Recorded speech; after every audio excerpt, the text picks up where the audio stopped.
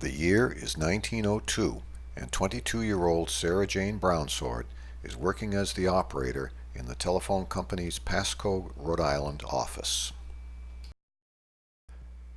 One day, in walks Morton Sanborn, down from the Sanborn clan in New Hampshire, attending Brown University. He comes into the office that day to make a call and meets Sarah Jane, and the rest, as they say, is history. They were soon married and started what was to become a large family. Here we see Sarah Jane with her first two daughters, Marion and Alice. She went on to have George, Ada, Albert, Greeno, and finally Anne. 7 children, all but one of whom survived childhood and went on to live long, full lives. Now, she called herself Anne, but let's have a closer look. Legally, her first name was actually Annie, not Anne, but she never used that. Also, we see she had no given middle name. She used to joke that by the time they got to their 7th child, they just ran out of names. After marrying, she used Sanborn as her middle name. Also, by the 7th child, they weren't bothering to take many pictures. We have no infant pictures of Anne, but here she is at approximately age 2 in Rockland, Rhode Island, eating an apple. And here she is, not quite 2 years old, in 1917, with 4 of her siblings, Marion, Alice, Albert, and George. Don't you love those hats? They all look quite happy here, but shortly after this picture was taken, tragedy struck the family. Morton Sanborn succumbed to the great scourge of that era, tuberculosis. There was no safety net back then, no survivor benefits. They lost the house he had built for them. Sarah Jane went to work in a jewelry factory and had to give up 2 of her children, Ada and Albert, to go live with other relatives. Here we see a family gathering in 1919, Sarah Jane standing, and her sister, Alice Brownsword Hawkins, to her left, daughter Marion in front of Alice, daughter Ada in front of Marion. On the far left is Sarah Jane's brother, George Brownsword, and he's holding Anne. In the center is George's son, Walter, who was Anne's favorite cousin. Here also in 1919 are all 6 of them lined up from oldest to youngest: Marion, Alice, Albert, Ada, George, and Anne. Sarah Jane certainly had a difficult task to manage. She was a single working mom with 4 children at home, and no social services of any kind available to them. They did cope, and they did it with good spirits about them. Even though 2 of the 6 were living with other relatives, they often got together. Here's Anne front and center with all of her siblings. In spite of the loss of their father and their near poverty existence, these children never had delinquency or behavior problems, and all 6 of them grew to be loving, happy, well-adjusted adults. This is a monumental testimony to the spirit of Sarah Jane Sanborn. One way she coped was by requiring that her 2 older daughters, Alice and Marion, shown here on the left and right, had to stay home from school on alternating days to take care of Anne, who's standing here on the far left. On the front steps of Bliss School in Attleboro, here is Anne's 6th grade class photo. Can you find her? She's down in front, in the front row, in the darker shaded dress.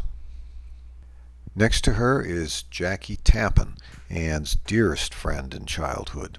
The Tappans were a well-to-do family in Attleboro who took Anne under their wing and brought her with them every summer to their lake cottage in Maine. Here we see Anne as a perhaps somewhat awkward teenager, age 15. And in the summer of that year, we see Anne here with 2 friends enjoying an outing in Harwich Port on Cape Cod, not far from where she and Jean would build their retirement home some 46 years later.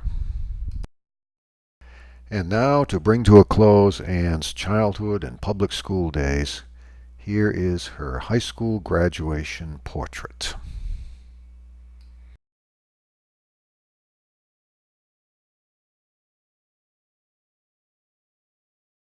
Right after high school, as Anne describes it, this tall, handsome man walked into my life. He was Gene Hawkins, 2 years ahead of her at Attleboro High School. We see here his high school graduation portrait. They were married on June 1st of 1935. You might think that this is their wedding picture, but it's not. It is from 1 year earlier when Anne and Jean were attending Sister Ada's wedding. Unfortunately, we have no pictures of their wedding, and we think that most likely none were taken. It was the Great Economic Depression. Things were very tight, very difficult for everyone. Anne and Jean were married in the parsonage of Centenary Methodist Church in Attleboro. We know that their best man, Howard French, was there. We don't know how many, if anyone else was. They honeymooned at Oak Bluffs on Martha's Vineyard, and Howard French visited them there, bringing his own camera and taking the only pictures we have that are in any way associated with their wedding. And here's Howard French and Anne. And here they are enjoying the beach.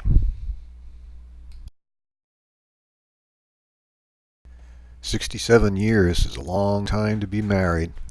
Both Anne and Jean were loud, opinionated people.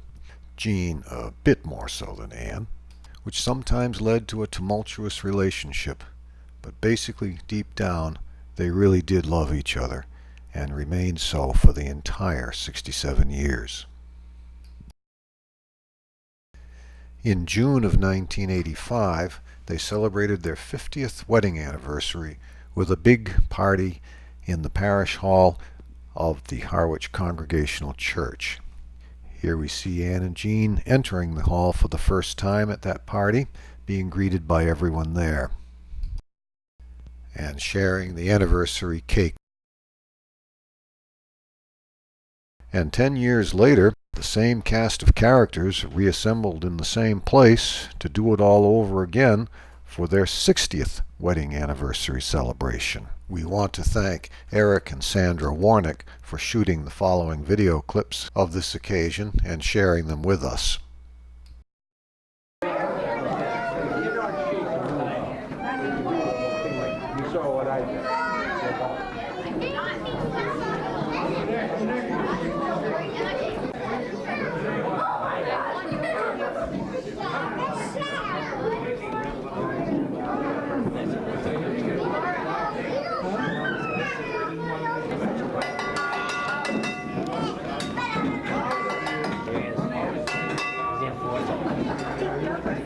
Thank you all so much for coming.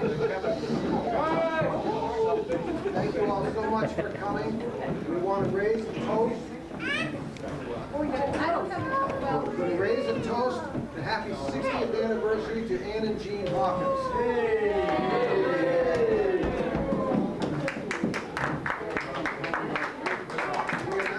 We're going to have entertainment by the notables.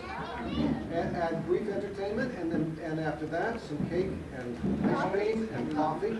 I think we should have the guests of honor come and cut the first piece. Yes, like buddy.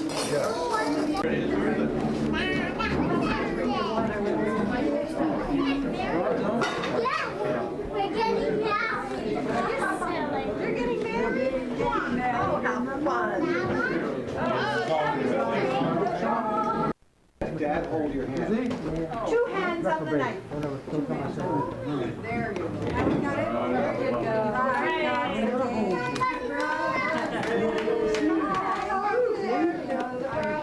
Square.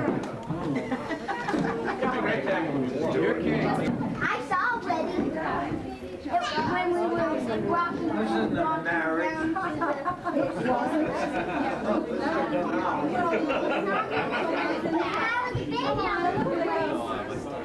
come on. See, when we get old, we get independent. Nobody's going to feed me, right? Okay, Bill, you're good. Pieces. Okay. Are you done yet? Yes, and you can have a piece now.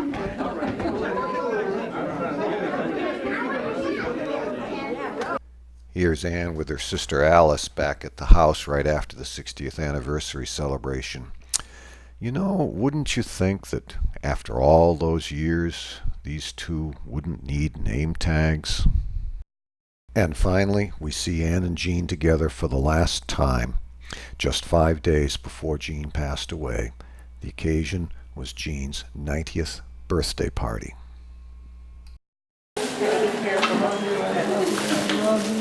Let me get you closer.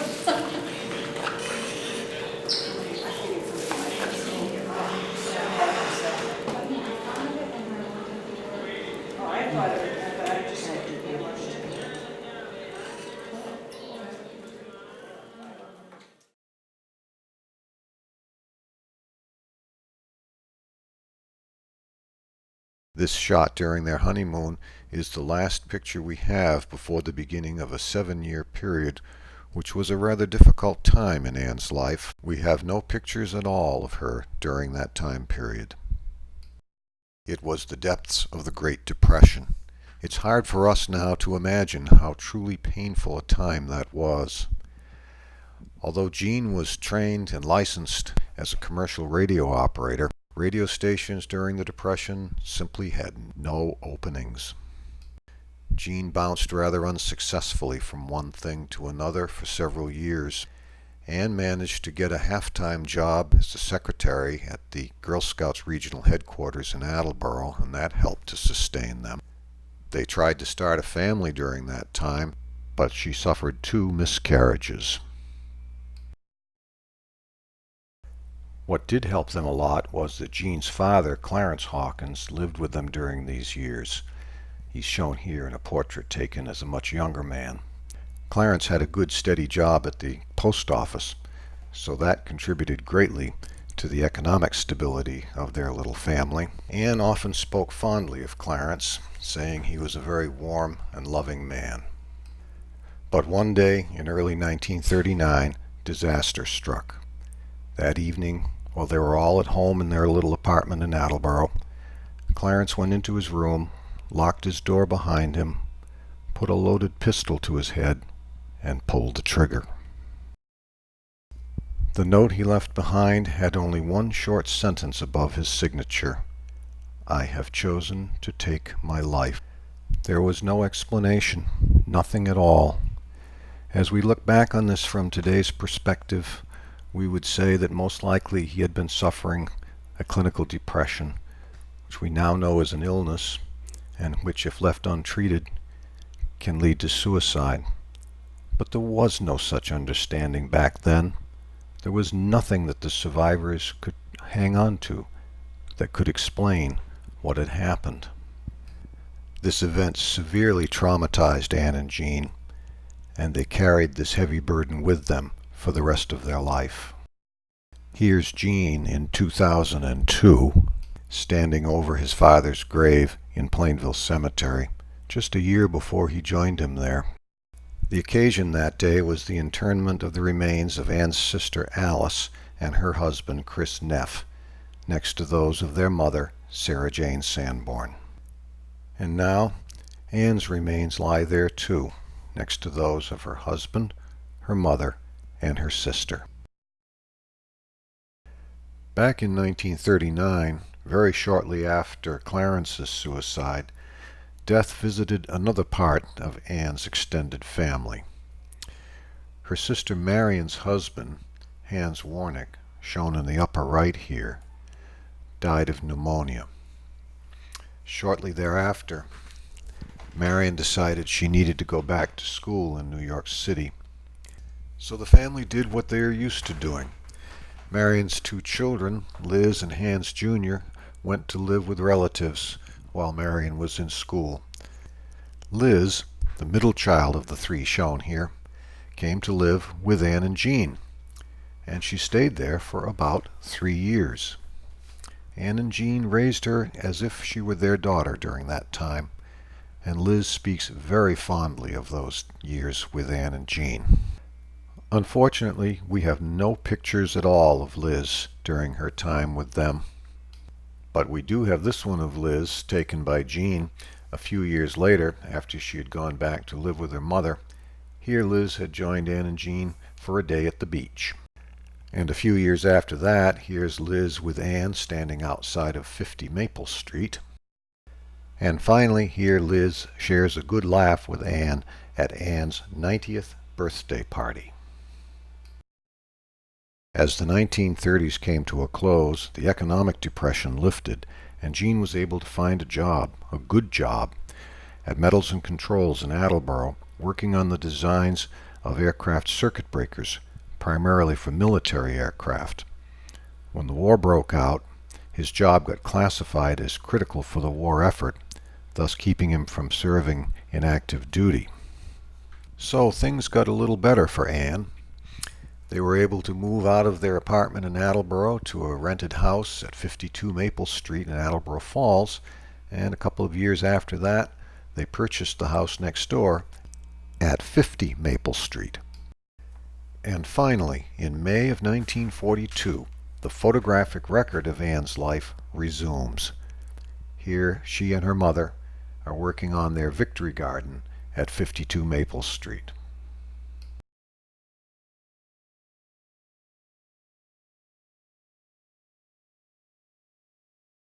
What's not too obvious in this May 1942 picture is that Anne was 5 months pregnant with David at that time.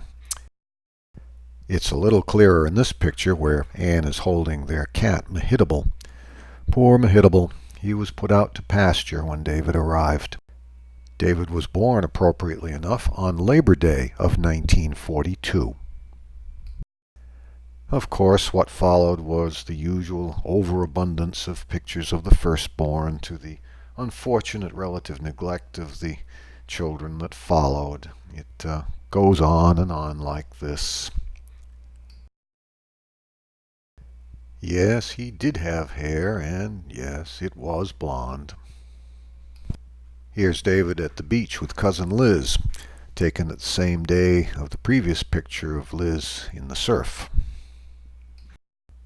In July of 1946, it was back to the hospital again for her second child, Janet. Here we see them enjoying the sun on the back porch at 50 Maple Street. On the right is Fred Hawkins, who was Clarence Hawkins' younger brother. Janet was the only girl of Anne's 3 children, and when Janet grew up, she also had 3 children with only one girl, Julianne. Here we see Anne, Jan, and Julie all together, 3 generations of women. In early 1950, as Anne was preparing for the birth of her 3rd child, Dan, she read this book, Childbirth Without Fear by Dr. Grantley Dick Reed.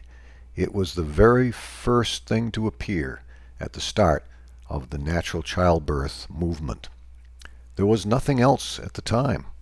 No Childbirth Education Association, no Lamaze technique, no support network of other people around.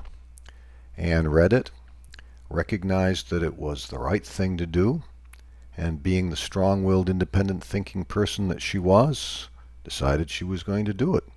So she did, and very successfully.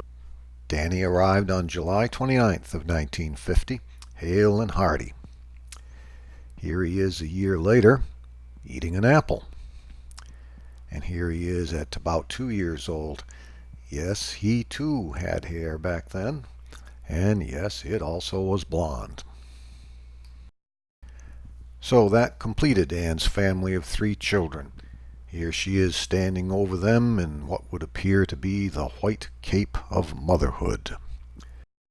Here are her 3 in 1983. They provided Anne with grandchildren, and even great-grandchildren. Jan provided Josh, Graham, and Julie, and David provided Glenn and Marshall, and 2 step-grandchildren, John and Andy Watson. Glenn provided great-granddaughter Helen May Hawkins, and Andy Watson provided 2 step-great-grandchildren, Nathan and Courtney Humphreys. How did Anne interact with her progeny? Often in a very playful way, as with David here in 1943. Even to the point of playing some militaristic game with 2 very serious grandsons.